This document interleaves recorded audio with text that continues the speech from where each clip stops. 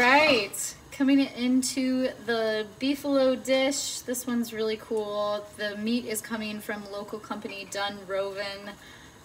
Beefalo is a really unique meat. It's a little bit leaner than you're gonna find on your regular ground beef. So keep that in mind while you're cooking it. I always like keeping a thermometer on hand. This one's my favorite one in my favorite color. And I would recommend sectioning your beefalo out into 1/4 pounds, just like it says in the recipe. It's really easy to do. Just kind of toss it between your hands just so it becomes thick, just about that thick, about the size of your thumb.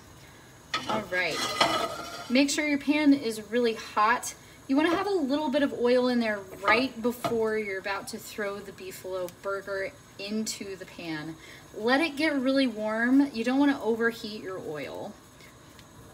So then take a little bit of pinch of salt, season on both sides. You can season fairly liberally. These already have a little bit of seasoning on them.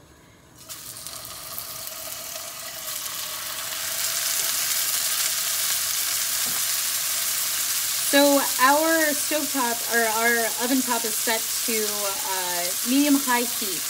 You want to keep these at a medium-high heat because this will get a little bit of a crust on it. And everybody's so tempted to press the burger, kind of push everything out of it.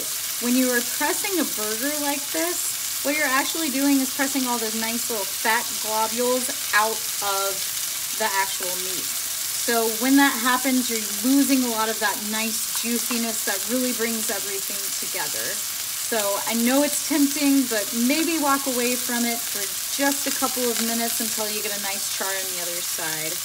And if you do have a thermometer, you can take this guy and kind of monitor where you're at with the temperature of each one of your patties. I always think this is really helpful, especially when I'm cooking with flame. Some parts of your pan are going to get a little bit hotter than the other one.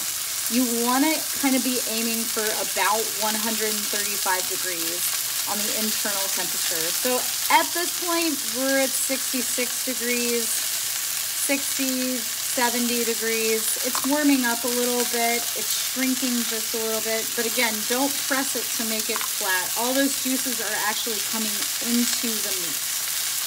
Just let it sit. This whole process takes about 5 minutes. Just get a nice little crust on the bottom. I know it's also tempting to check on it, but you really want it to do its own thing. You want to kind of let the burger be the burger in the pan.